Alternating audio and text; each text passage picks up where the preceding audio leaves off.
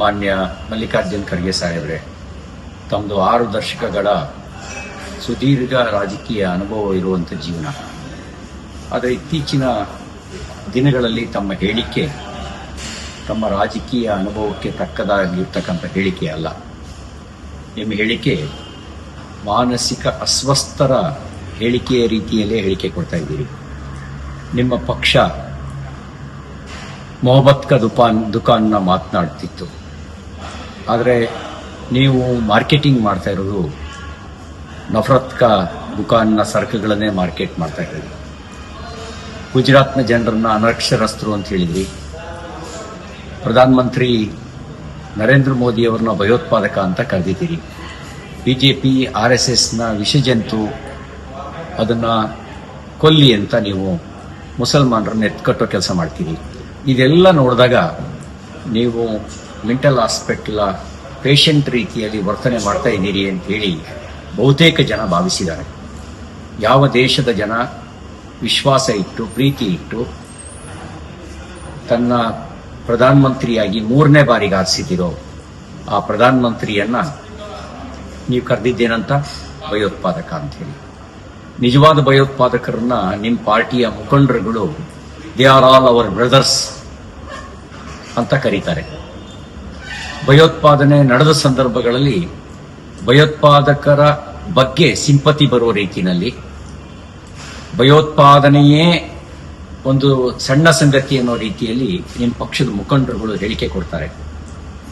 ಒಬ್ಬ ದೇಶಭಕ್ತ ಪ್ರಧಾನಮಂತ್ರಿಯನ್ನ, ದೇಶದ ಗೌರವವನ್ನ ಜಗತ್ತಿನ ಉದ್ದಗಲಕ್ಕೆ ಹೆಚ್ಚಿಸ್ತಕ್ಕಂಥ ಪ್ರಾಮಾಣಿಕ ಪ್ರಯತ್ನ ಮಾಡ್ತಕ್ಕಂಥ ಒಬ್ಬ ಕಾಯಕ ಯೋಗಿಯನ್ನ, ದೇಶದ ಜನ ವಿಶ್ವಾಸ ಇಟ್ಟಿರ್ತಕ್ಕಂಥ ಪ್ರೀತಿಯ ನಾಯಕನನ್ನ ನೀವು ಭಯೋತ್ಪಾದಕ ಅಂತ ಕರಿತೀರಿ.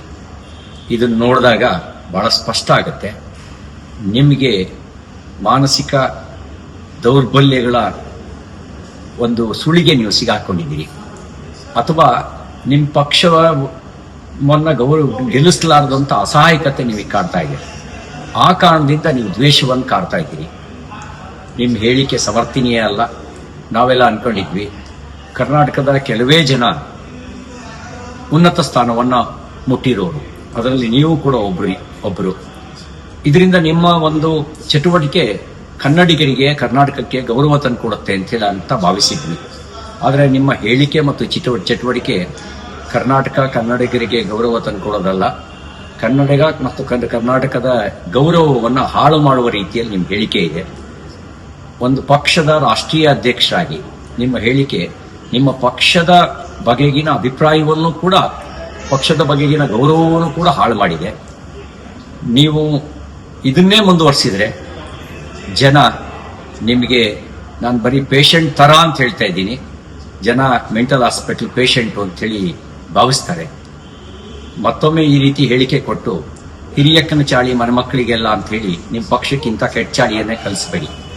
ನಿಮ್ಮ ಲೀಡ್ರು ಮತ್ತು ನೀವು ಈ ನಫರತ್ ಕೆ ದುಕಾನನ್ನ ಬಂದ್ ಮಾಡಿ. ಹೇಳೋದು ಮೊಹಬ್ಬತ್ ಕೆ ದುಕಾನ್ ಅಂತ ಹೇಳಿ, ಮಾಡೋದೆಲ್ಲ ನಫರತ್ತು.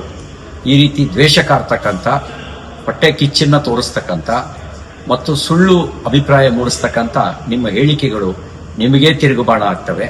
ಜನ ಪ್ರೀತಿಯಿಂದ ಪ್ರಧಾನಮಂತ್ರಿ ನರೇಂದ್ರ ಮೋದಿ ಅವರನ್ನ ಅವರು ನಮ್ಮ ನಾಯಕ ಅಂತ ಭಾವಿಸಿದ್ದಾರೆ. ಜನರ ಪ್ರೀತಿಯ ಸುರಕ್ಷತೆ ಎಲ್ಲೆವರೆಗೂ ಅವರಿಗಿರುತ್ತೋ ಅಲ್ಲಿವರೆಗೂ ಈ ಪ್ರಜಾಪ್ರಭುತ್ವ ವ್ಯವಸ್ಥೆಯಲ್ಲಿ ನಿಮ್ಮಂತ ದ್ವೇಷ ಕಾರುವ ಜನ ಏನೂ ಮಾಡಲಿಕ್ಕೆ ಸಾಧ್ಯ ಇಲ್ಲ.